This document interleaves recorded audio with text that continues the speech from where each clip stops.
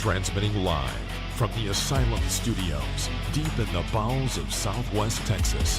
It's the Joe Rooz Show. The show where we talk about anything and everything. Where nothing is sacred, nothing is watered down, and nothing is PC.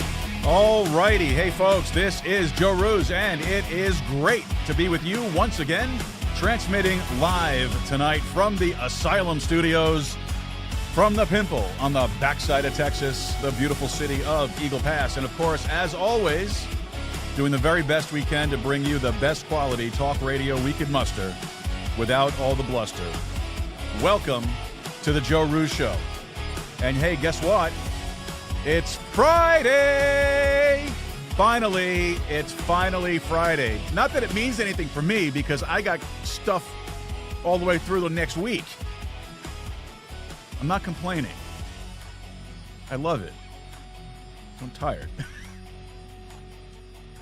But folks, we got a show for you tonight. Woo! I've been looking forward to this one for a bit. Waiting in the backstage area, we have Dr. Don Weber. Now, I don't know if some of you are new to the show, so you may not know Dr. Weber's been on the show with us before, and we had a great conversation, and we are going to get into it tonight again. Got a lot of ground to cover. Tonight is going to be geopolitics. Haven't spoke politics in a while, so that's going to be a good little change, I think. We'll see.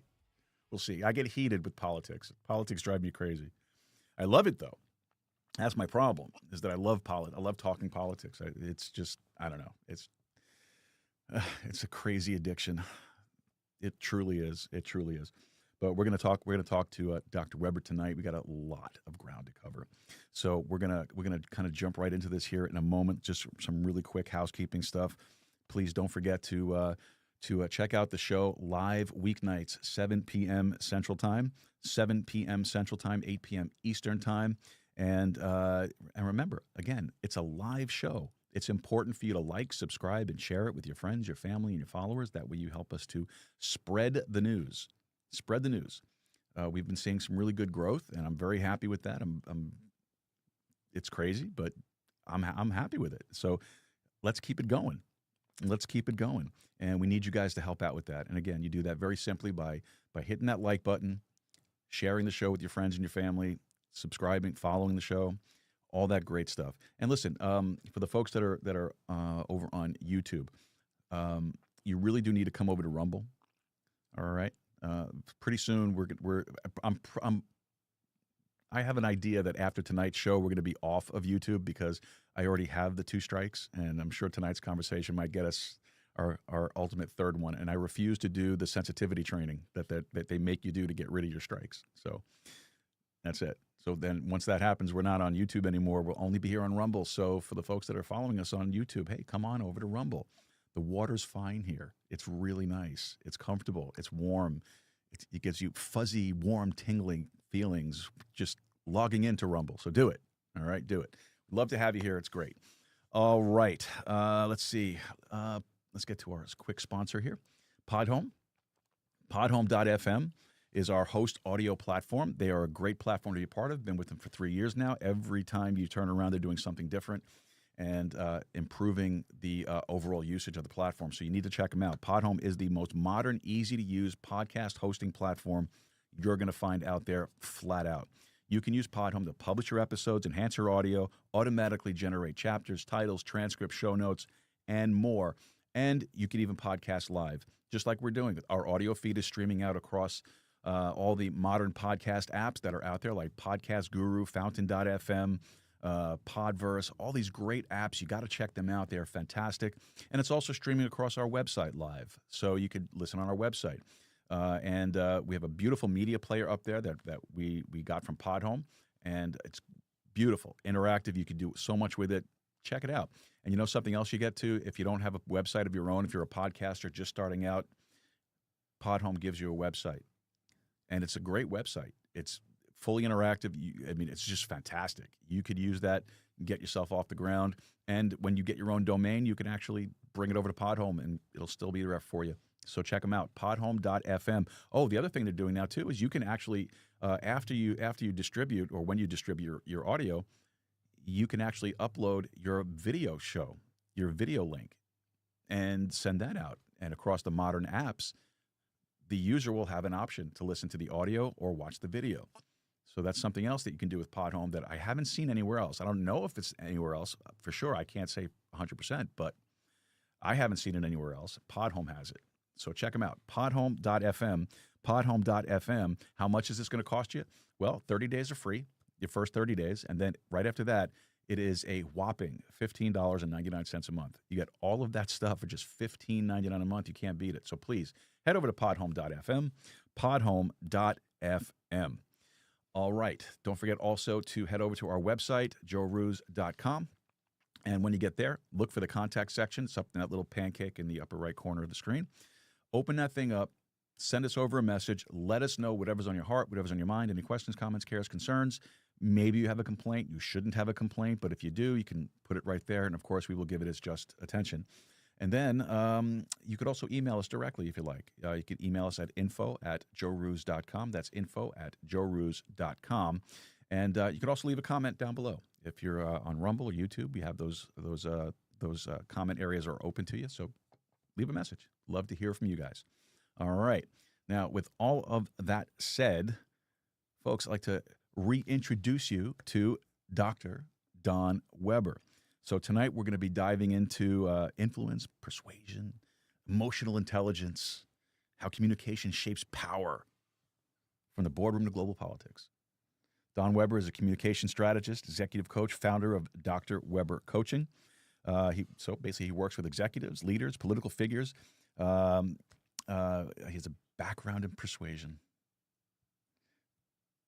profiling, right? Yeah, profiling and influence. So, folks, please welcome Dr. Don Weber. Thank you, sir, for coming back to the show.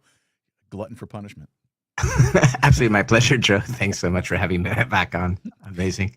So for the folks that are new to you, that haven't been with us as long, since it's been a while since you've been on the show, why don't you give us a little bit of a background, really who you are, what you do, and your expertise. Okay, a background. I graduated school. I got out of university. I worked in insurance for a few years. Then I got into the diamond trade as a diamond broker, buying diamonds all over the world. And parallel, I was working for U.S. government, doing little odd jobs around the world for them. Little things here or there. Little things here and there. And then I got out of that around 2010. And I tried a few different business ventures. Some of them failed. Some of them worked. And then I got into training. Actually, it was by accident. I got a teaching job. I really liked it. And then I got involved in corporate training, and it grew from there. And I met a lot of amazing people over the years who really taught me more than probably I had to offer them at that point. But it was really cool. It was really amazing. So you've been around the world, my friend. You've worn many hats. Over your lifetime here. And that's an understatement. See, I know the scoops. You know, the audience doesn't really know everything. I know, I got the scoops. But so Don, if you could sit down and have a 2-hour coffee with anyone, who would it be and why? Right now, and people are going to probably freak on this, I'd love to talk to Donald Trump. And the reason being because I like to figure out his brain. Sorry. Because he's so unpredictable, and I know he does it on purpose. I don't think he's impulsive. I think it's all very well planned. But the guy's, whether you like him or hate him, whatever, the guy is he's an original piece of work. He really is. He absolutely is. You know, I find him very intriguing, and I think I think he is incredibly complex. Yeah, you hear all these comments, you know, 4D chess, 5D chess, all that stuff. I don't think it's that, but I do think that he is well thought. He plans. He looks further down the road than just the immediate corner coming up. I think he's a lot smarter than the average bear. I think you're 100% right about that for sure. And I think he's got great people that advise him as well. They give him different feedback, different ideas, which is important for a leader. So then he makes a final call. But if you've got really smart, bright people to give you advice, Yeah. you choose the best. And I think And I think that's very true, especially this time around. The first time around, I don't. He admittedly said it. He said it himself. He didn't really fully understand, the beast of politics and the position that he was holding. But I think in the time that he'd been out of office, those 4 years, and everything that he had been through, everything that he had experienced in his first term, after the term, up until he got elected, I think all of that changed him big time, and he came back fierce, big ferocious. time, You know, big time. it was an interesting thing to see how he changed, and I'm fascinated by that. I really am. I don't really talk politics too much on the show these days. I mean, but uh, I really do. Like, I study him. I watch what he says. I watch what he does. I listen carefully to the things he says and does. Those little quips and things that he makes, those are not just off. He knows exactly what he's going to say, and he just waits for the opportunity to throw in there. Don't forget, he's a showman too. Show business. 100%. Don't you Yeah. remember? He wrestled on the WWF. I mean, come on. you know, he has Anything. anything to market. That's his thing. And There's ratings, huh? yes, absolutely. So he's a very complex person, and I agree with you. I would love to sit down and have a conversation with him. Not even to Try to, talk, just to listen. yeah, well, You just know, try to figure him out a little bit, because I said he's got to be a very, very complex person, and everything I've heard about him secondhand, like I know one of camera guy when he did the interview on Valuetainment, Mhm. Patrick McDavid, and the guy that was actually doing the videography. They were there with him for about 4 hours, and I mean, super personable. I mean, with just even the local people, we say the small people there, super nice to everybody, very, very pleasant. He goes, not at all like this egomaniac that you envision, that you see, on the TV screen and stuff like that. He goes, not at all. It's completely Yeah, no, different. I agree with you. And just for the record, because I do have my criticisms of the administration and the way things are going, and we'll get into more of that as we get into the show. So I've been critical of the president and things that I don't think he's handling properly. So I don't want people to sit here and think that, last week he was saying about him, and now over here he's like, "Whoa, I love this guy." I do. I think he's a good man. I think his heart's in the right place. I think that he genuinely loves this country. He genuinely wants to see this country succeed, and to be the leader that this country has been, and he wants to continue that legacy. So I don't think he's doing it from a position of ego. I don't think he's doing it from a position of trying to enrich himself. I think he legitimately loves this country and wants this country to be the best it can possibly be. So I agree with you 100%.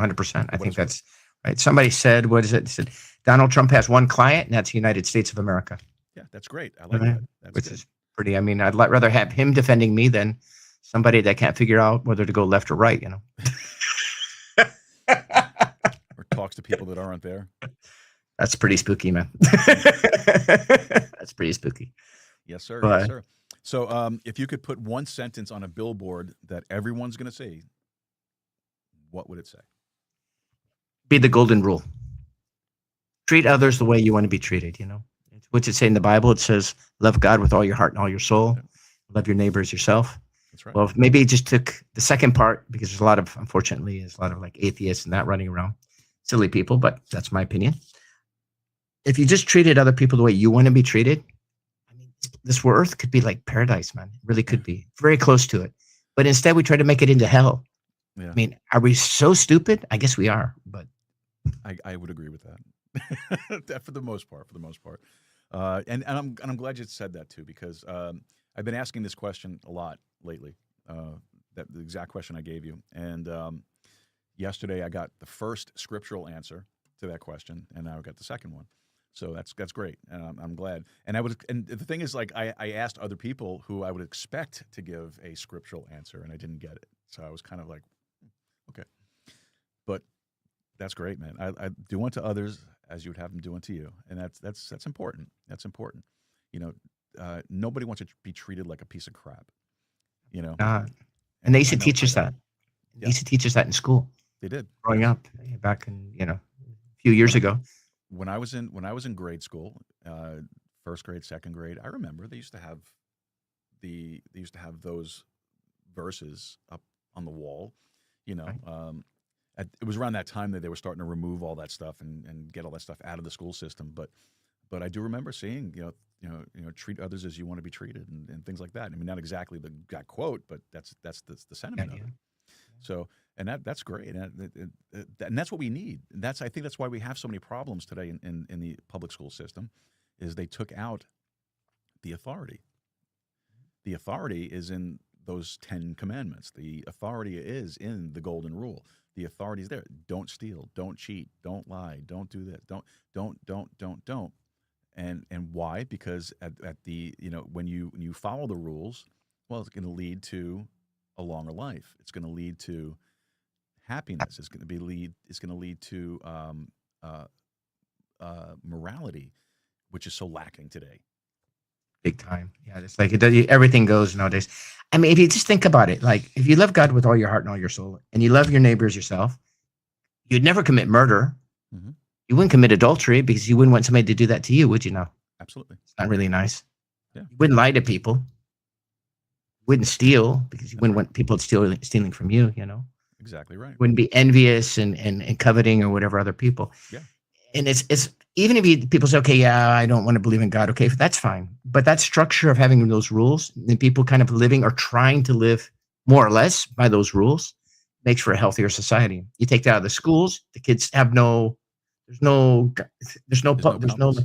yeah, exactly. No So compass. everything goes, and then you end up in a society where you got representatives. Somebody like that should never be a representative of or Congress saying, yeah, kill Christy Noemi or Oh yeah. whatever. Yeah, let's The ice her and speaker, crap. s- Hakeem Jeffries. the House Minority Leader. Unbelievable. He shouldn't have that job. No business being No, able to do no. none whatsoever. And Unqualified. that's a problem with politics today too. I mean, we're going to kind of detour here a little bit, but it's along the same vein. The problem with politics today is it has gotten so vicious, and everybody's just. A lot of it's for sound bites. I understand that, but anybody who wants to get into politics for any reason, you need your head examined. You do. It's true. It's true. You That's do. great. Oh my God. Yeah. Oh my God. Well, you have to be you have to be a sociopath nowadays. I mean, okay, yeah, I've worked with a bunch of politicians, and that's not fair. They're not all a bunch of sociopaths, but No, they're some of them are, though. I'm not exaggerating at all. Huh? There are exceptions to the rule, of course. But I'm going to give you a great example. I met a guy, been in office for about 16 years, a member of the European Parliament. We won't say what country he represented. And he got in at age 18. Now, how in the hell did he win an election, become a member of the European Parliament at age 18? Think about that. Somebody put him there.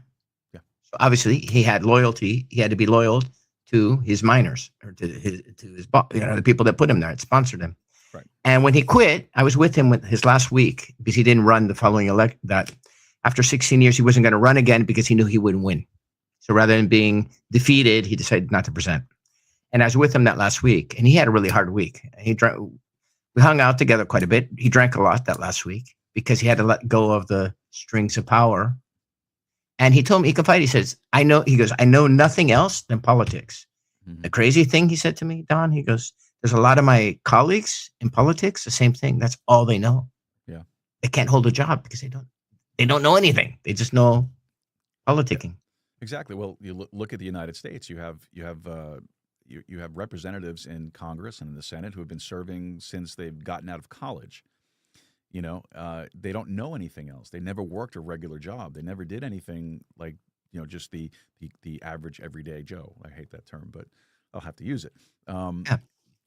But they spend their whole career, like someone like Chuck Schumer has been in office for what, 40 years or close to it, somewhere around there. Right. That should. You think he's ever cleaned a toilet? Never. Look at the picture that he posted. Look at that picture that he posted of him trying to grill hamburgers. They were putting cheese on raw meat. Do you remember that one? Standing there with a smile on his face. I mean, come on. Give me a break. Oh my goodness. Oh my goodness. But that's the problem then. And that's why we have a lot of the problems that we have in our country is that we have career politicians. Politics should not be a career. It should be a stop along the way, Exactly. but not a career. We talked about this last night, not last night, I'm sorry, on Tuesday in that panel show that I was on. That was never the intention of our founding generation. When they built this country, you were not supposed to be sitting in elected office your entire life, collecting a pension. You're there to yeah, exactly. I mean, you should be there to serve the people, right? Not to serve yourself. Exactly. And it's turned into to serve myself and not serve the people. Right. And how many candidates do you see? I don't mean to cut you off. I'm sorry, but how many candidates do you see? They start off their campaigns, and listen, I know a few people who are running for office, and they're great people. They really are. But let's see how that changes when they get into office. Ego thing. I've seen that too. People change, not necessarily the ego, but all of a sudden you have all of these lobbyists approach you and dangling the check in front of you. Hey, we can do this and we can do that, and let me do this for you. Let me do that for you. And then the next thing you know, my constituents? Who are they? Oh, you mean Pfizer? Oh, you mean whatever. I'm drawing a blank on names of companies right now, but but you understand what I mean. I mean, all of a sudden, that's your constituency. Not the people in your districts who actually voted for you in the first place. Right. They put you there in the first place. Now your new constituents are going to keep you there, as long as you do their bidding. Exactly. And then you find yourself in those things. So I worry about that. I worry about when I see people that I know that are really genuinely good people that are looking to get into office. And I say it, tongue in cheek, you need your head examined. You really do. Why would you put yourself in that situation, especially with the vitriol that's out there in politics? Everything is fair game. There's nothing off limits anymore. It used to be, and I'm sure you remember this, it used to be you didn't talk about the candidate's family. That was all for sure. Wife, kids, all that stuff, husband, all off limits. You don't talk about that stuff. That's nothing to do with you, the candidate. Now that's fair game. Absolutely. I mean, by comparison, Nixon was small peanuts compared to what's going on nowadays. I mean, and that was a big deal back then. I was a kid, but I remember Nixon when that whole thing went down.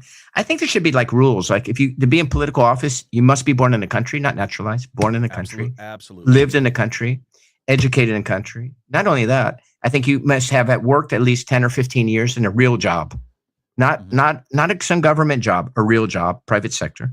So if you got real experience having worked, as a minimal qualification, so at least you know a little bit about what real people go through, right? And your allegiance is to the country, not to maybe some other foreign country that you're half and half kind of thing. Exactly.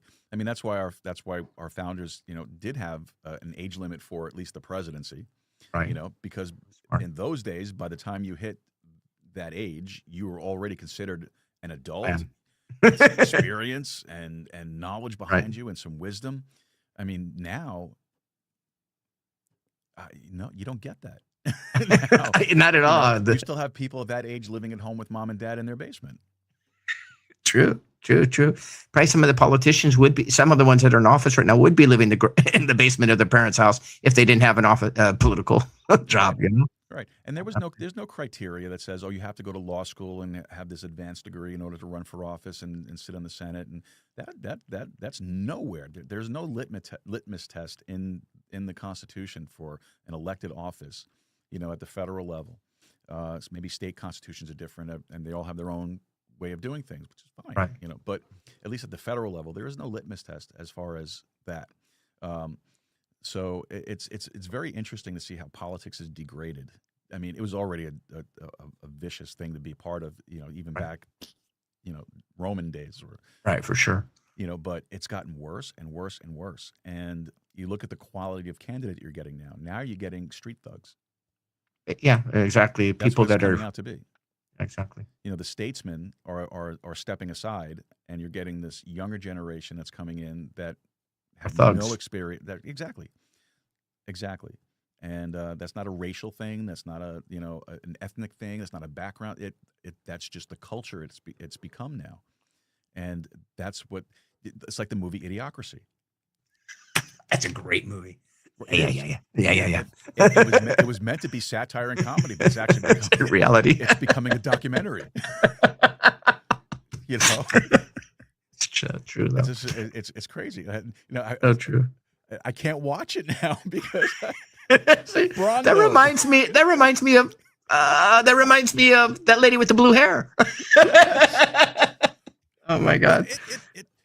Brondo. You know, it's what plants crave.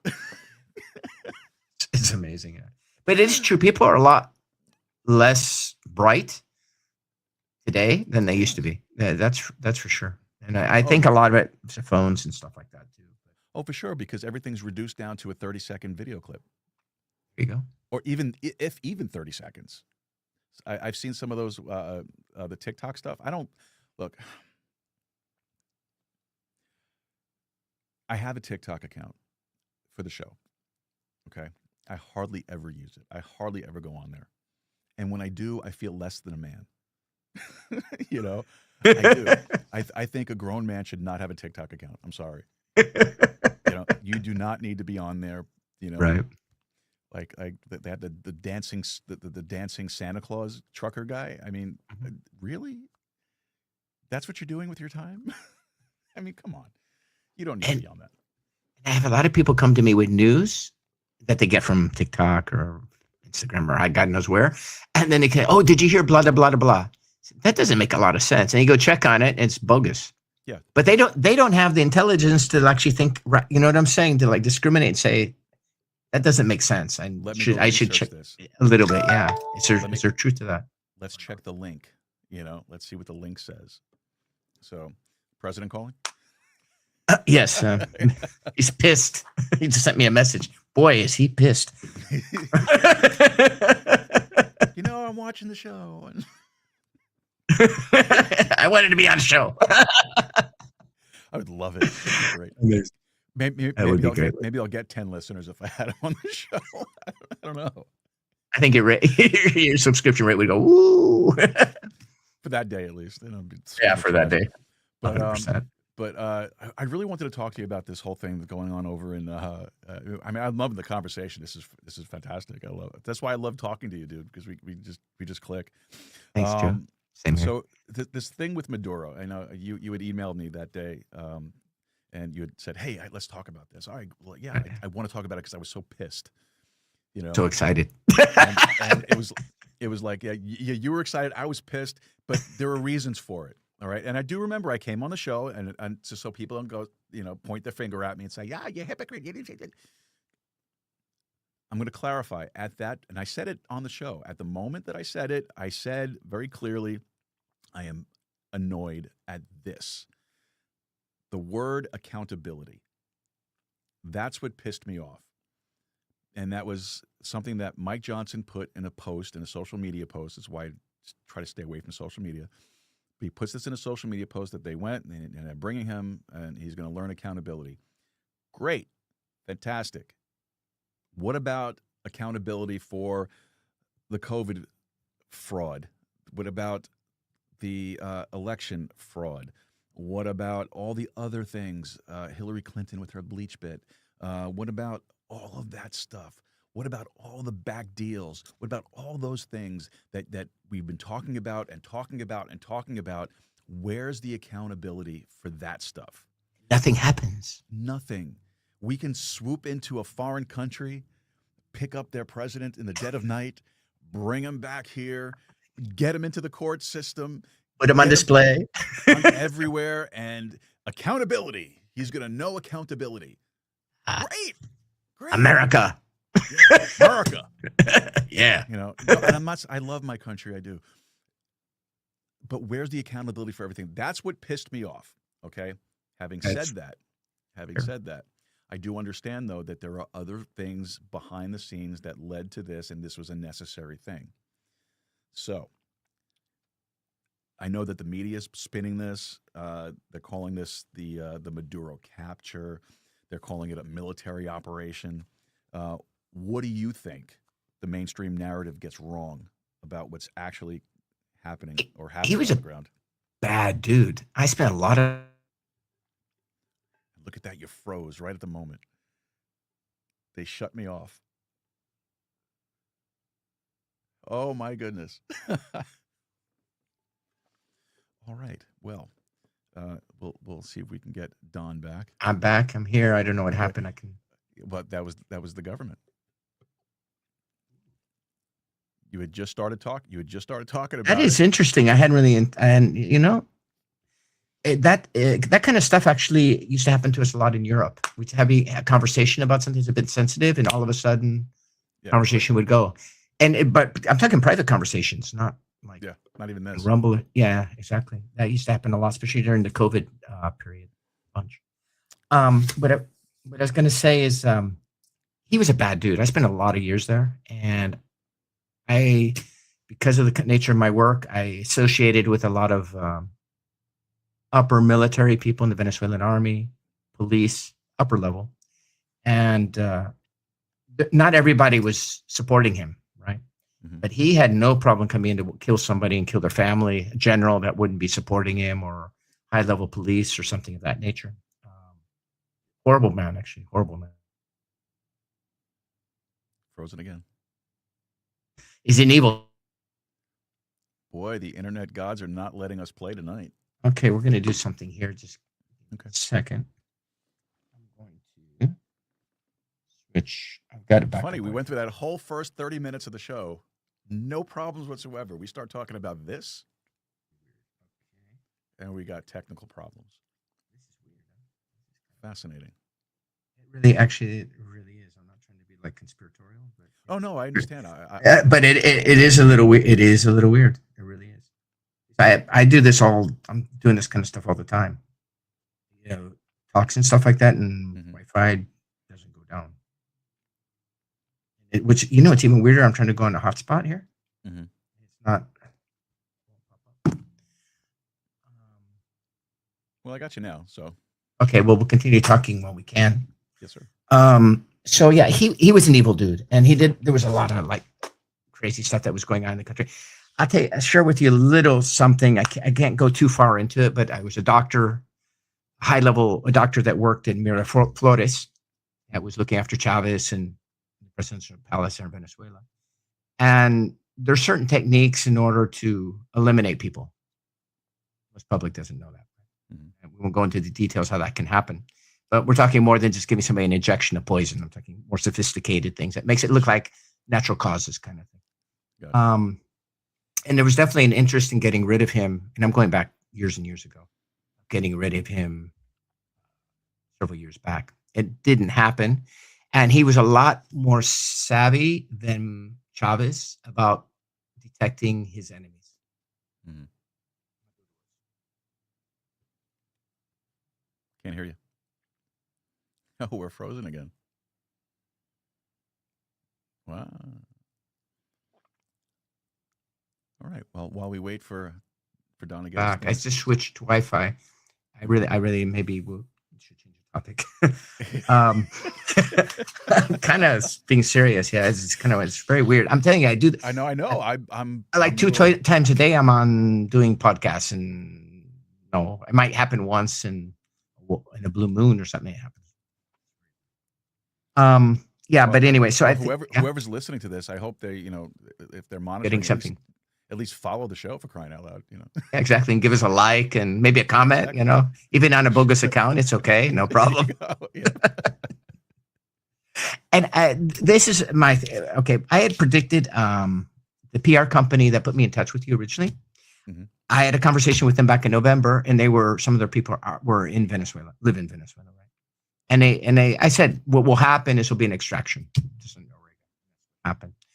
And I think what they did as well, since they have that technology that they used with the sound, I'm gonna call it like sound technology.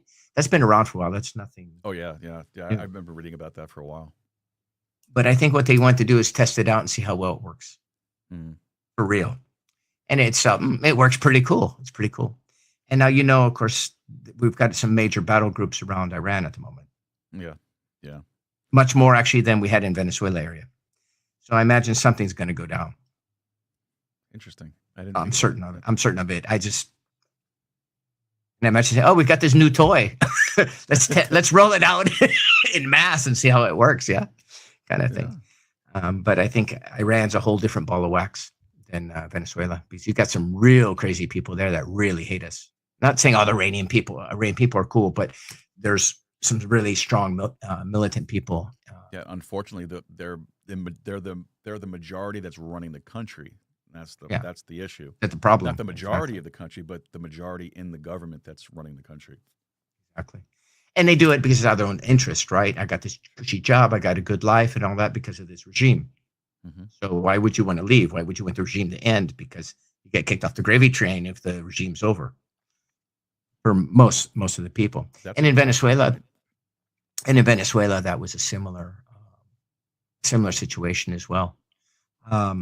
But yeah, I think it'll be interesting to see what happens now, because obviously the same political people are in power, and they're going to continue in the same direction. They're trying to be quiet and be careful with Trump and all that at the moment, because he knows he'll hammer them. But they're not going to change their ways. You can't teach an old dog new tricks. Yeah, no, unfortunately. And what's their motivation? Motivation is to stay in power, and might be a little bit more careful when they do naughty things. But I don't think any major changes, I don't think, are going to happen with the current government that's there. So I think there'll probably be further things that will happen. But we'll see. We'll see how that'll play out, because I'm not in the know. I'm not there on the ground. I haven't been there in years, so I don't know. Right. No, I understand going that. on. But I think People that also, no. Just gonna say, people I know there won't talk. They'll talk to me, but they don't want to talk about stuff. People I know, which I guess makes sense. They're trying to be protective of their own existence, so you can understand that. But I think this whole thing also has a much larger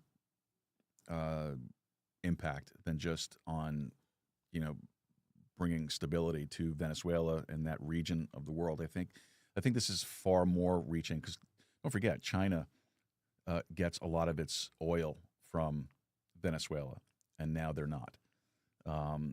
The U.S. military has been corralling these oil tankers, or I don't know if they still are or not, but early on in the thing, they were dragging these things back to port, basically. So I know that's going to impact. So I kind of wonder or exactly what the extent of the grander plan of this whole thing was.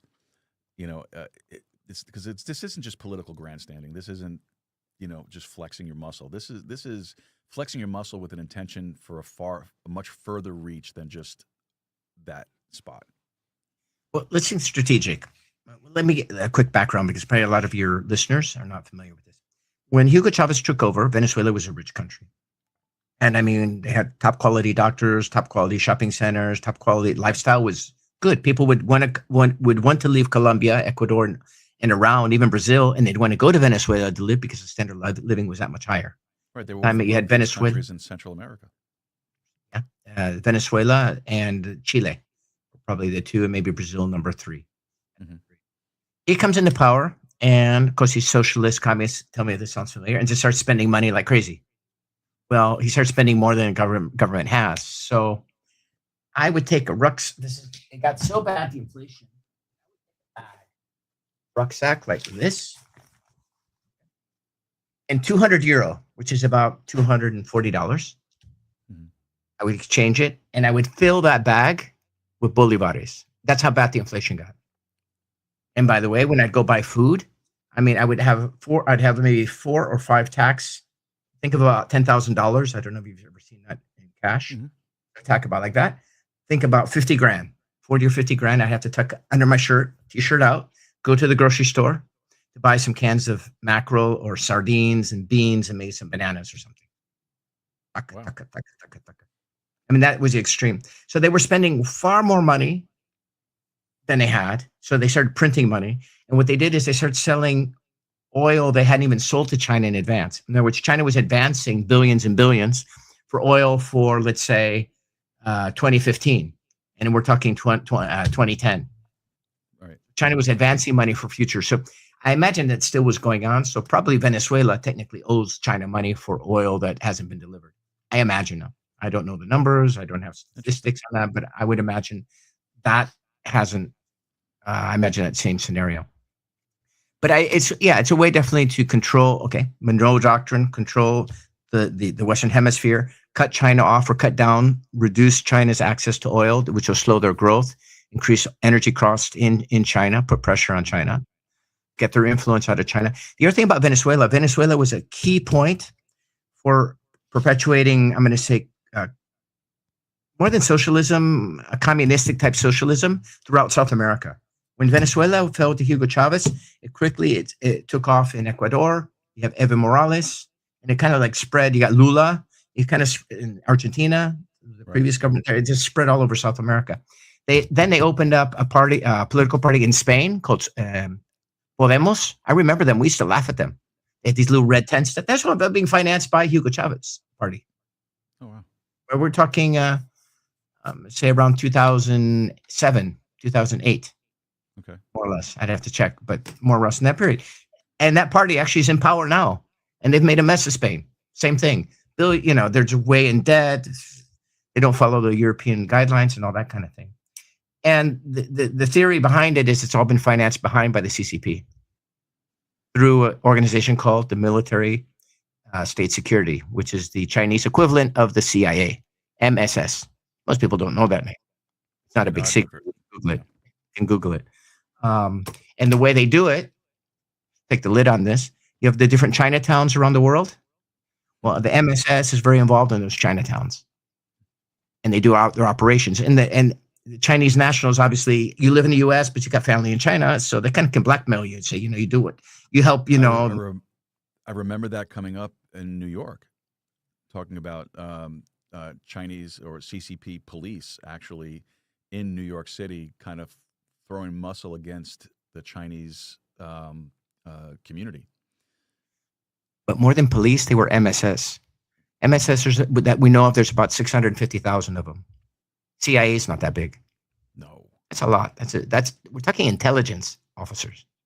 Those are trained intelligence officers. We're not talking collaborators or people who are assisting and that kind of thing. We're talking full-on intelligence officers. Plus, those officers have collaborators. Jeez. It's huge, huge. Wow. So that's another reason Venezuela. It takes away one of their main hubs, you could say. Yeah. Weakens them for the Hispanic world. A lot of folks are talking about how, and of course you have to expect this. It's all about the oil. It's all about taking Venezuelan oil. The United States is taking over Venezuela. They're going to control the oil industry in Venezuela. It's all about getting the oil. So when people hear that, how should they, I guess, interpret that kind of rhetoric versus what's actually happening? You should understand the truth. It's all about the cocaine. Hunter Biden needs a good supply. And that's what it's about. Truthfully, we've got access to plenty of oil. The U.S., we've got plenty of oil. We don't need Venezuela's oil. It's a nice to have, but it's not a must have. It's not that important to us. But politically, because of the Chinese influence and this perpetuating this communistic socialism around the world, it was a really strong hub, very strong nucleus for that.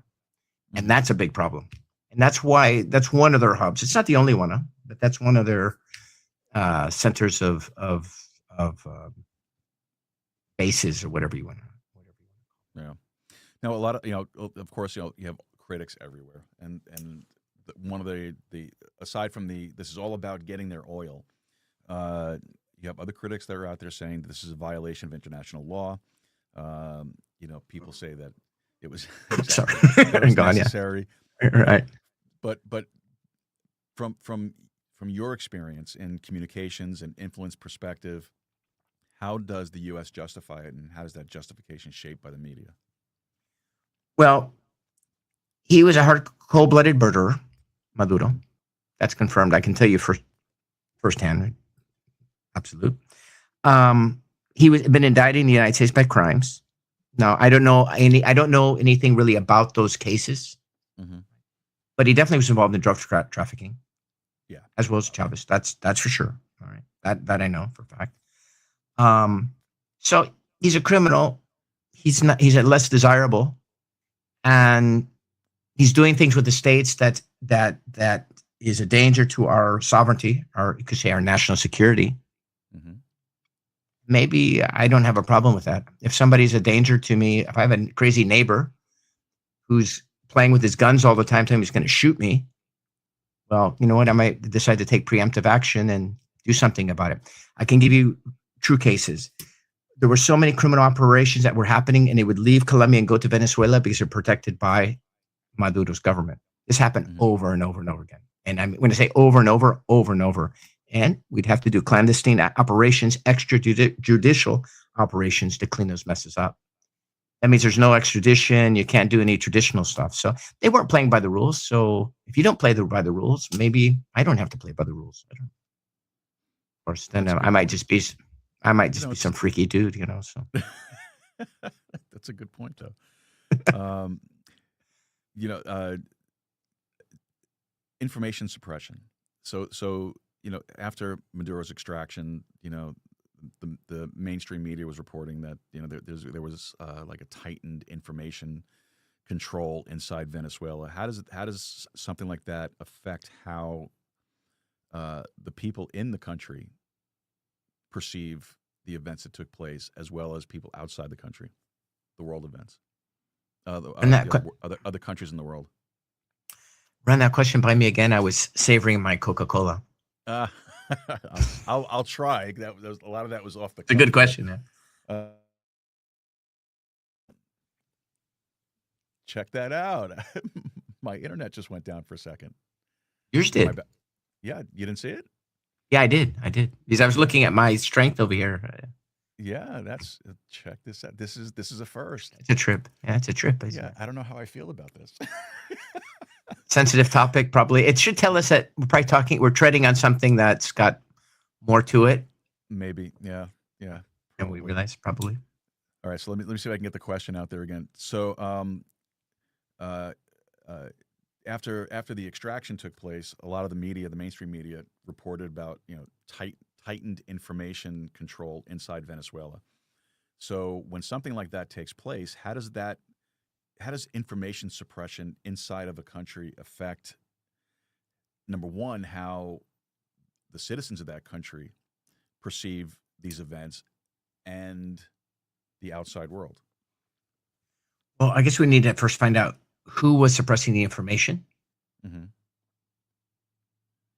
I don't know. Right. Was it Maduro's people? Was it us? Mm-hmm. I mean, also, and that information is never given. They just throw the blanket phrase out there. There's a tightening of information coming out of the country, and people are afraid to talk because they don't know what's happening, and that could be as well. So figure out who's suppressing the information, and then figure out what the motive is where I would go with that, right? I'm sure to some degree that would be absolutely true, because, and also if you want to control something, control the information. Yeah, it's easier to manipulate the narrative, either side. I say I don't know who, if you can lock down the communication between people. Well, information is power.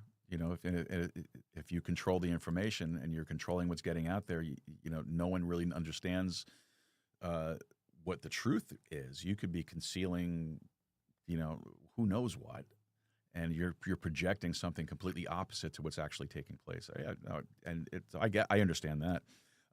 But how could communication theory explain why this event has, I guess, brought about such polarization globally about these events? From liberation, the humanitarian side of the whole thing, and then of course you have the imperial overreach. Every time I think about that phrase, I think about I hear Darth Vader's march in Star Wars. Dun, dun, dun, dun, dun, dun. Well, imperialism and colonialism has existed for a long time, and I don't think it's gone away anytime soon. It's just taken a different form. I think what's happened, from my perspective, again, because I was saying it was really a political hub for strengthening the communistic socialistic agenda. Mm-hmm. So those people are supported by that machinery, by that infrastructure. Right. Having Venezuela taken out impacts them in a negative way, weakens their positions. So it's a threat to a lot of people, not to everyone, but to those people. Because if you notice, the people that are screaming about it are who? Have you heard the Belgium screaming about it? Not really. Dutch? Of course, the Dutch just went left again. But anyway, on the last election just happened. A friend of mine, he's a politician. He had a nervous breakdown over the elections. Serious. But anyway. But you heard the Spanish screaming about it. Yes. Yeah, you have. Who else was screaming about it? Cubans. The liberals in this country. Wow. Yeah, I wonder. Look at that. Surprise. It's strange, though, isn't it? Kind of makes you wonder. I think that something's not. Mm-hmm. So now you know people obviously in Venezuela. You spent time there, as you said earlier, and the media when this operation took place, they tried to spin it in a way that made it seem like this wasn't something that the Venezuelan people wanted to see happen. That there was like a huge disconnect because of course you see. Here locally in a lot of communities where there's a large Venezuelan population, they were jumping up and down, tears of joy, shouting, screaming for, waving American flags and Venezuelan flags, and they were so happy about this. But yet the media tries to spin it that that's not true. They didn't want this, and so why is there such a disconnect? Why are they doing that? Yeah. Okay. Remember I can't remember his first name. Goebbels. Can't remember his first name. Goebbels. He's a propaganda minister for Nazi Germany. Ehrman. Was Ehrman? Okay. Yeah. Thank you. And what did he say? One of his famous quotes was, "Tell a lie enough times, and people will begin to believe it." And that's what we're seeing happening all day long. Goebbels. I'm sorry. Joseph. That's right. Ehrman. It was Ehrman Goring and yes, Joseph Goebbels. Yeah. Two sides. But you tell a lie and you keep repeating the same lie over and over again, and people start believing it. So that's basically what they're doing. I can tell you without a shadow of a doubt, there's some things that say, well, I'm not 100% sure. Without a shadow of a doubt, majority of people did not like Maduro's government for many, many years, for decades. Particularly anybody that had any kind of profession. And I'm not talking the high class or the wealthy. I'm talking anybody had a kind of profession. The only people that kind of benefited, and when I'll explain when they benefited, but when I say kind of, were the poor people. Okay. But what he would do, simply this, right before elections, a few weeks before, he'd start giving away free food. Right. That was their deal. And then forget about you for a year. And then next, municipal elections or those elections or whatever, free food. It's like bread and circuses. If you're familiar with that phrase. Bread and circuses. That's what the Roman Empire would do. They to keep the masses happy, they would just feed them and give them entertainment. Bread and circuses. I kind of see that happening in the States at the moment. Oh, absolutely. Yeah. Absolutely. No offense, Mr. T, but a little bit. It's like. Absolutely. Listen, we know that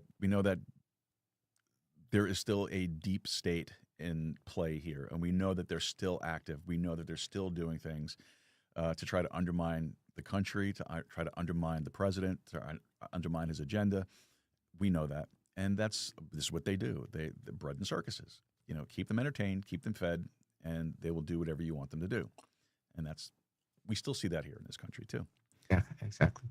I mean, I want to pivot away from because I'm watching the clock. So I want to pivot away from Venezuela here. I want to talk a little bit about what's going on here in the States, especially what's going on in Minnesota right now, because a lot of the information that's coming out is very similar to what you're seeing when this operation took place in Venezuela. You're seeing a lot of disinformation, a lot of misinformation, a lot of what's the Fusion. word? Confusion. There's another word I was thinking of. A disconnect between what's really happening, what the media is portraying, and the stories that they're trying to build around this whole thing. I think there's something a lot more involved behind this, and I think it has to do with the amount of money that was stolen through fraud. And I think that's so a lot of what you're seeing with these riots, and I don't even want to call them a riot, to be honest with you, because it's beyond a riot.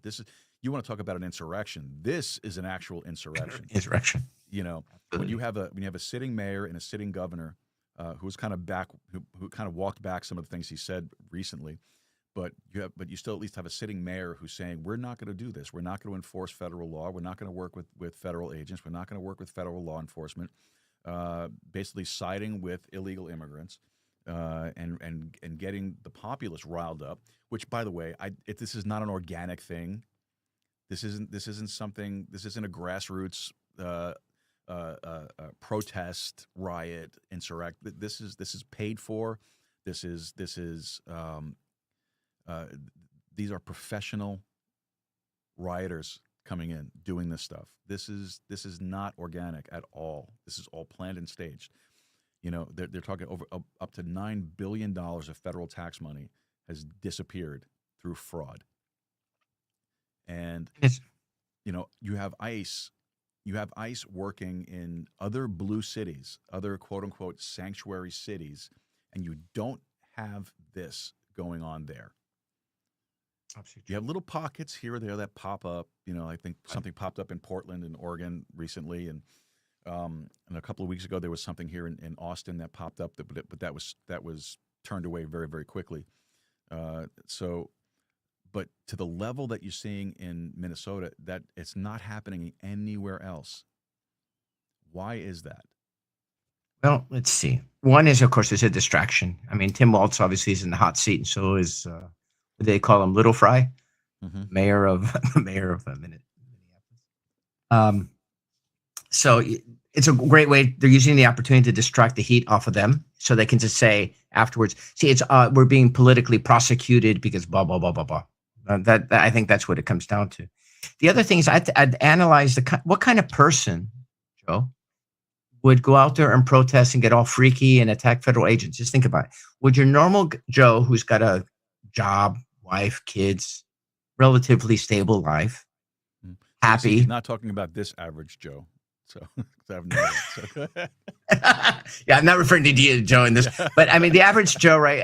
Married, got kids, got a relatively stable life, relatively happy. Is that the type of profile person that would go out there and just start freaking out on the feds and kicking their cars and carrying guns and putting their lives in jeopardy or risk? Of course not. No.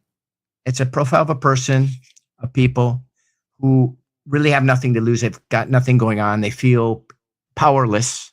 And this is their opportunity where they feel that they can shine and they can be significant and they can be important and they can be recognized for the for their valor. What I would say, if they want to feel important, all that kind of shit, we could send them to Iran to go fight. Yeah. 16 in their arms, say, dude, man, come on. You want to be important. Here's your chance. I bet you most of them wouldn't have the balls to do it. No, very few. Not. Of course not. Because it was here that they those people shoot back.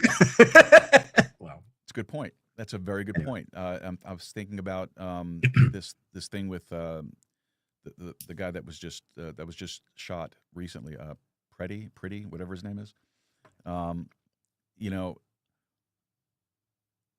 Before he had that fatal interaction with the federal law enforcement, he was out there weeks before, antagonizing, instigating. He was kicking. Why would you kick a car? I don't know, but kicking law enforcement vehicles, getting into scuffles with them verbally, spitting at them, cursing at them, and so on and so forth, and just that type of behavior. The media is portraying him as this, hero. this hero, exactly, this kind man who, a military veteran who served as a medic, and he was a nurse, and and oh, by the way, right winger, he had a license to carry a firearm, and he was exercising his Second Amendment rights. So you need to jump on board and defend this guy because of that. And stupidly some have, but he. I'm sorry. If you're gonna do that type of stuff, you're gonna act that way, you're gonna behave that way, you're gonna get what's coming to you. You look at the evidence, you look at the video and all that stuff. I honestly think it was, how do I put it? It was a good shoot. All right, and I don't mean good as hey, yeah, bravo, good. No, it was clean. It was self-defense. I mean, you have, think about these ICE agents, okay? They're out there. You have hundreds of lunatics around you screaming through bullhorns, blowing whistles. The stress level is high. You're getting cursed at, kicked at. You're getting things thrown at you. You don't know where to turn next. And here's this guy. He's coming at you, and he's screaming in your face. He's spitting at you. He's throwing punches at you. He's trying to get himself involved in this thing. You take him down, and you find that he has a firearm on him. What would you think? Exactly. He's a threat. You have not even a second to make a decision, and it was unfortunate that it happened. Yeah, it shouldn't have happened, and it should have happened because he shouldn't have been there doing that. Exactly. Plain and simple. 100%. Or not carrying a firearm because he didn't need to, unless he was planning to shoot somebody, maybe. Exactly. And things like that make me think that this was the intention. It was to draw this type of attention. Maybe not to get killed. Maybe just to get into a firefight, pop a couple of rounds off, if I could be colloquial about it. Get I know. Take an injury for the team, that type of thing. I don't know, but all I do know is that, it was unfortunate. It shouldn't have happened, and it shouldn't have happened because he should not have been there doing that. Plain and simple. Nobody should be there. Do not interfere with law enforcement, whether it's federal, city, state, or local. You don't interfere with a law enforcement operation. There are consequences to it. I mean, just think about this, Joe. And driving. I'm sorry, one thing, one more thing. And the last interaction that he had with them, when they wrestled him to the ground after he kicked their car and spit at them and cursed at them and all that stuff, they let him go. So, they try to portray the image of the ICE agents as this Gestapo out there, just lawless, abandoned, just going out and wrecking lives and all that nonsense that these guys spew out. If that was the case, they wouldn't have let him go.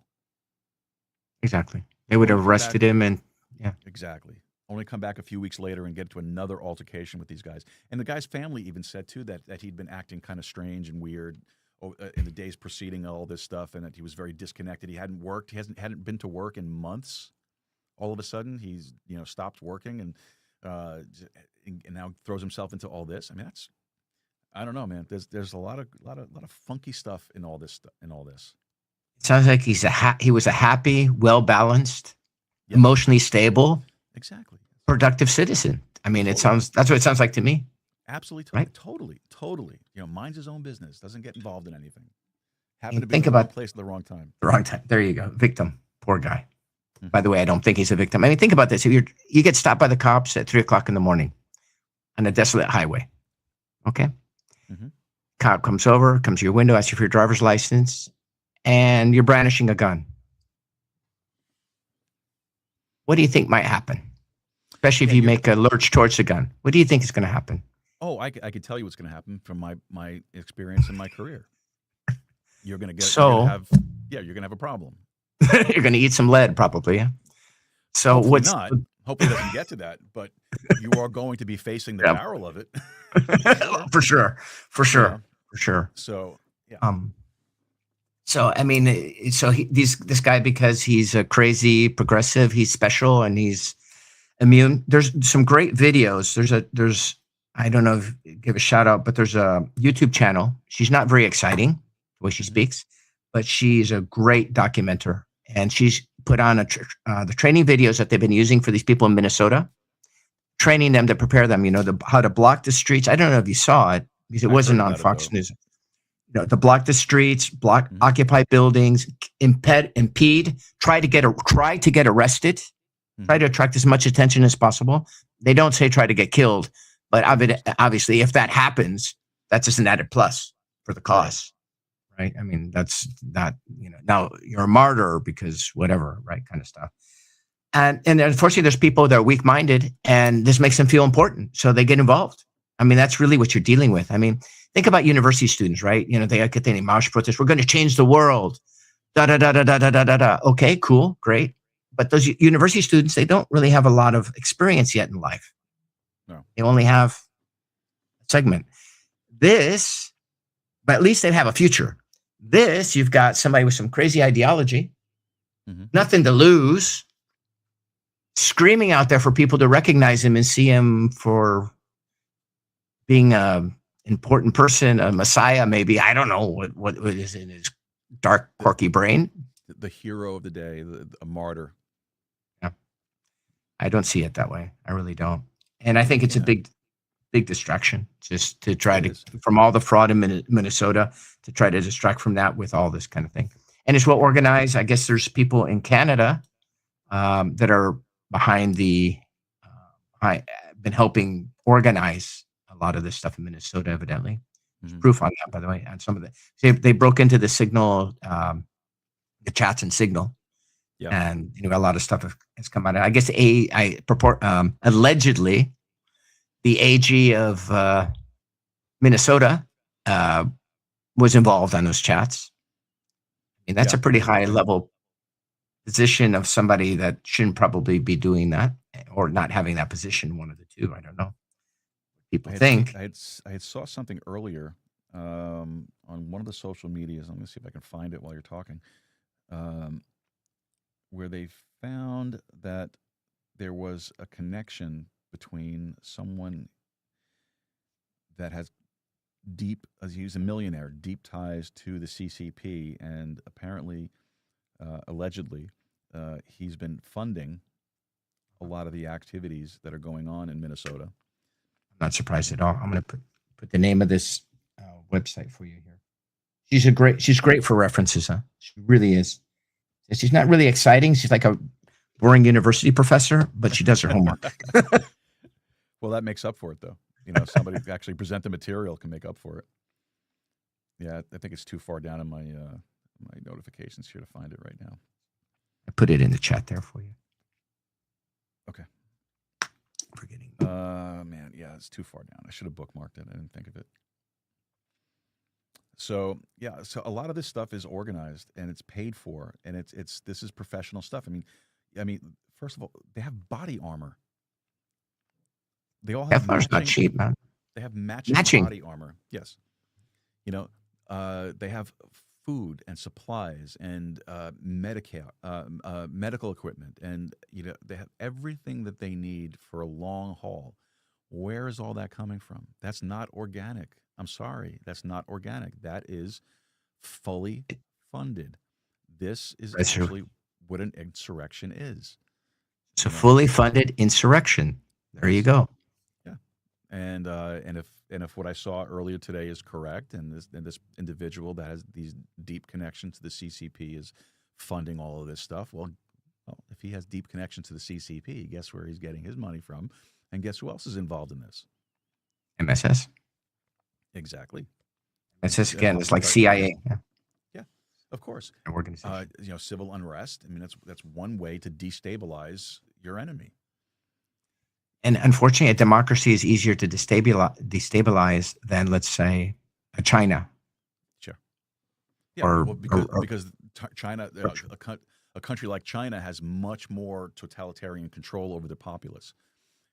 Whereas in a republic or a constitutional republic like ours, there isn't that, supposedly there isn't that level of control over the right. populace. They have more of freedom and ability to go out and do these things, which is necessary in a free society. Yes, you do need to be able to do, but this is not this is not exercising your right to protest. This is something completely different. Your right to protest. You go down to your local elected official's office. You have your sign. You say what you have to say. You let your voice be heard. You go home. Right. Exactly. This is not that at all. No, I agree with you. And for the amount of time that this is going on, at the level that it's going on, and the intensity that it is, and it's just increasing and increasing and increasing.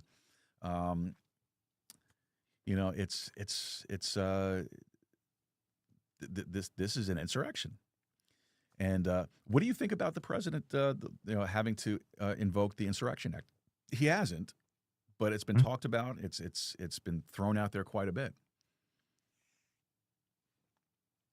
I think because of the upcoming elections, I think he doesn't want to be too heavy-handed, and he's trying to avoid doing anything that would really upset things. I think he's in the right to do so. I think it's pretty obvious. The first time. It would not be the first time in history that a president's invoked the Insurrection Act. As a matter of fact, who was it? There's somebody, a very recent president invoked the Insurrection Act. Hippies? Johnson? I have to look it up. I have to look it up. And I was reading about it today, and it just flipped out of my head again. But wouldn't have been Eisenhower. Okay, I will find out, and I will. That's a good one. Didn't LBJ do that? That's right. I'm thinking that's something that LBJ. To me, it's not like LBJ would do. Yeah, he kind of had a special kind of reputation, didn't he? But I don't know if I really don't know it's him. I think the thing about Minnesota, who wins with an insurrection? Mm-hmm. Who are the beneficiaries? And that kind of gives you an idea of who's probably behind it. Who wins? Well, Tim Walz wins. Small Fry wins. Ilhan Omar, she wins. Freaky people there, they win. Yeah. So, and who's behind them? Because they're not alone. They're just the front of what's behind. So, it could also, the fact that one of the organizers is in Canada, which I find interesting. And we've had all this rhetoric, about Alberta becoming a 51st state or Canada, and all that, and Mark Carney and blah, blah, blah, blah, blah, and all this. And these are not, I'm not talking about things I know about personally. Venezuela, I know about, like, with that, it's like something I was there. I saw a lot of stuff. I'm like hypothesizing, so I'm not speaking as like an expert on this. It could be Canada, our best neighbor, trying to raise some hell for us and confuse things. I'm sure it could be very easy. Didn't Canada just come to some kind of an agreement, a long-term deal with China? Yeah, and Trudeau was real tight with China. So was Pedro Sanchez in Spain. Mm-hmm. So you always wonder why they have such strong ties to. Whether China's a motherland or the father, or they refer to China as the motherland. Motherland, yeah. Motherland, yeah. So you wonder why, like, Trudeau had such strong ties to China, to the motherland, whatever. Pedro Sanchez and a lot, and they always are heavily progressive leftists. It's just weird. So you think, well, maybe they have some allegiance. They have some. It's more than ideology. They've got some. There's something more going on behind the scenes. Yeah, it's called brain damage. Yeah, that's good. I like that. Yeah, that's what liberalism is mental illness. What was it? Schwarzenegger once said, he goes, so how do you get along with your wife, you being a Republican and she's a Democrat? He goes, well, when you get married for better or worse, for health or whatever. And he goes, and being a Democrat is a mental illness. So there you go. What I just said. Yeah. I didn't quite say it the right way, but anyway. No, I get you. I know.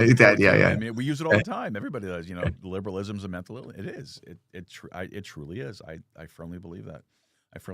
But we're going to start to wrap it up here. So let's leave on a happy note. What do you got for us? What's coming down the road for you? It's coming down the road. Well, I'm going back to Europe. I'll be there for a few months, so that should be exciting. Nice. And I escaped the winter this year, most of it anyway. Business. I'm looking forward to it. I went for business. Okay. If they have me, if they don't see this video, I'll probably be up in Brussels. I'm actually not joking that far, to tell you the truth. But Okay. yeah. But Maybe when I I'm can up there, I limit- keep my mouth shut. Huh?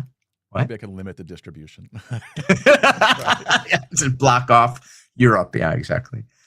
So that's coming down the road. So I'm looking forward to that. And I got invited to join the Forbes Business Council as a member. So that's kind of a cool thing. That's great. Um, Congratulations. Thank you. And what else?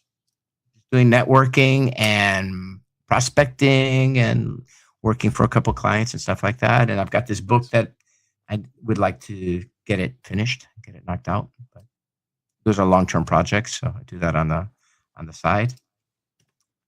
And I just like to see the world a happier place, man. Just people just learn to, difficult conversations. I had this conversation yesterday. The one thing, as I'm getting older, the one thing that I really just want is peace. I just want peace. I don't want to deal with stress and aggravation all the time. I just want peace. Like when I come home at the end of the day, I just want to come to my place and just have peace and quiet. That's why I'm not married. That's why, that's why I can't disagree with you. Women always add excitement to life, yeah, for better or for worse. for better or for worse, and and for mental illness or not. But but I do. I want to have some peace. I just want to live my life. I don't want to worry about this stuff. That's why I kind of drifted away from politics a little bit. It's just it's just negativity after negativity after negativity, and it's just too much sometimes. You got to come up for air. And but this one, sorry, I got a big mouth. No, go. Speak. Okay, that's what I'm saying. I think I almost feel like we're being played by both sides, whether you're on the liberal side or you're on the conservative side. I feel like there's something bigger going on because I find I'm a lot better when I don't watch the news. I don't listen to any new politics. Yeah. Just take a diet for a week, and I'm so much more relaxed. I feel so much more at ease. But I do feel like they're trying to they're trying to polarize. I feel like there's something cooking that's. Well, the polarization of this country is ridiculous. It's absolute. There's never in my lifetime have I ever seen the country so divided across ideological lines. I really haven't. There is no more middle ground. It's either you are far this way or you're far that way. There's really no common middle ground anymore. I agree with you. And people can't talk. No. Won't. It's because immediately it devolves into insults, name calling, threats, and all that stuff. And there used to be that old joke saying, that how do you know you won an argument against the liberals when I start calling you a racist? Oh, ouch. That's how you know you won. Because they had nothing to argue. That's all they do. You're a racist, you're a fascist, you're a phobe, or whatever. Whatever the phobe of the day is. Fascist pig. There you go. Hey, wow. Right, but there's not even that anymore. There's no middle ground. You cannot have a conversation with people these days. Politics is the great divider. It really is. Big time. Well, it's a religion, man. Politics is a religion. Yeah. It truly can be. It can take the place of true spiritual development. 100%. It really could. So Don, thank you. Go ahead. No, I was going to say, who's somebody that you respect right now, and what are they doing that inspires you? I found really curious, and somebody who I didn't actually care for too much, Jamie Dimon, when he was at Davos, actually he kind of stood up for for Donald Trump, and I was surprised, because I know he went to become president. I've never had this awesome opinion about Jamie Dimon. By the way, he's the CEO of JP Morgan, right? For your listeners. And the Economist, the lady was interviewing from the Economist, was just trying to burn him left, right, and center. He did a great job of defending himself. He is just brilliant. I know the interview you're talking about. I've seen it. When Davos starts, I watch it. I follow it. Because you got to know what they're thinking. These people are inherently evil. Okay, they are twisted. They want to control every aspect of your life. They look at you as the individual human being as the problem that needs to be eliminated. That's a big. Yeah, of course not. They're perfect. They're cool. Exactly. And the big one you're seeing is they're trying to control agriculture. Okay, so the health thing is not working out for them right now at the moment. And so they've kind of lost control of that. So they're going after now agriculture, ag. Mhm. If I control your food, I control the society. And the other is housing. And that's why we're seeing housing pricing. There's a lot of pressure. Housing pressure keep going up. Because if I control where you live, I can control you. If I control your food, I pretty much got you by the short and curlies, Right. And you're going to do whatever I ask you to do. And it's the same. And I know they kind of backed off against the health stuff because it didn't work with COVID, but Right. it kind of backfired on them. But don't count them out on that either. Oh no, they'll be back. Yeah, they're just taking a break. Hotez was out. Hotez was out recently talking about, there's another pandemic, that's guaranteed going to come out, and you know who Hotez is, right? For those if you don't know, if people don't know who Hotez is, he's Fauci's right hand man. That's scary. Yeah. So, Fauci, Dr. Feelgood, yeah. Yeah, you're not going to hear much from Fauci right now, but Hotez is his mouthpiece, and he's out there talking about, there's definitely going to be another pandemic, and now you're hearing about some of these. There's something creeping around in India right now that they're watching carefully. There's another thing creeping around somewhere else. I forgot where they said it was. That they're watching carefully. That has the potential to become something. It's just a relentless game. It's going to be relentless until something gives. But look, if they control your health, they control your food, and they control your housing. They control everything that you need to survive, and they don't want you to survive. Right. There's too many of us. That's right. What was it? The Georgia Guidestones had the plan laid out before somebody mysteriously got rid of the Georgia Guidestones, where they wanted to reduce the population down to, I think it was 500 million. Yeah, I've heard about that. Yeah. I mean, there you go. They want to replace you with AI. They want to replace. It's exactly, and they're very close to doing this. I've had so many people come to me in the last 2 weeks going into AI. Maybe a conversation for another day, but people coming in about that, saying that they're having problems getting jobs. So many people, man. But in the last 2 weeks, particularly, and we're talking highly qualified people, it's blowing me away. I'm going, whoa. You know what I'm saying? Yeah. UPS announced today 30,000 job cuts, white collar jobs. I heard that. Yeah. Today. 3 months ago, it was 48,000 UPS. I think December, November was 30,000 Amazon, another 9,000 Microsoft, 800 Home Depot. That was yesterday. And it's all white collar jobs. Yeah. Because those are the jobs they're being able to replace with. And they're not using AI. They're saying automation. Yeah. Automation. That's the key word, but that's AI. AI. Exactly. And didn't they in China just release? I saw a video where they had a robot police officer that they brought out, and interesting enough that they called it a T-800. That was the Terminator, wasn't it? Yeah. Far out. It's a joke, I'm sure. But I get the joke. I hope it is. But it did raise an eyebrow. That's a big problem. Because I don't know if you've had to deal with AI for customer service. It's usually never favorable. It's always tells you the rules that and screw off, kind of thing. Yeah. I got to talk to a person to actually get a solution. So can you imagine they're like a RoboCop? No, there's no talking. Yeah, exactly. It's black and white. Comply or die. Exactly. Ones and zeros, black and white. That's it. There's no gray. There's no circumstances. Doesn't matter. Cool. Yes, sir. All right. Well, Don, we're gonna get moving here. But where can folks go to find out more about you and about what you're doing?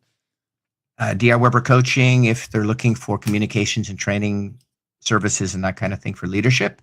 And I've started a new website called DR Weber Speaks, which is more political, geopolitics, economics, and that kind of stuff. Perfect. It's a new side project. It's a hobby, actually. We should actually do this more often. Just have a geopolitics conversation. We should do this more often. There's another great. I'd love to do that. For sure. Love to do that. Awesome. And there's a great guy to check out. His name is George Friedman. You know him? George Friedman. Been around for a long time. I'll send you an email. I know. He's a fascinating guy. Yeah, no, this is George Friedman. He's been around. This guy's been around since I was in university, and he's a geopolitical forecaster, and he's generally money out. He's spot on.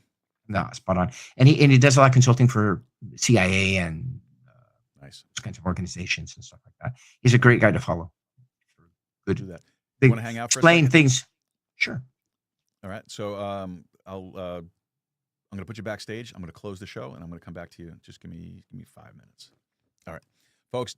Dr. Don Weber, great insight tonight. Really appreciate you being here, sir. Thank you so much. I do really appreciate it. I look forward to talking to you again. So we'll have you back shortly.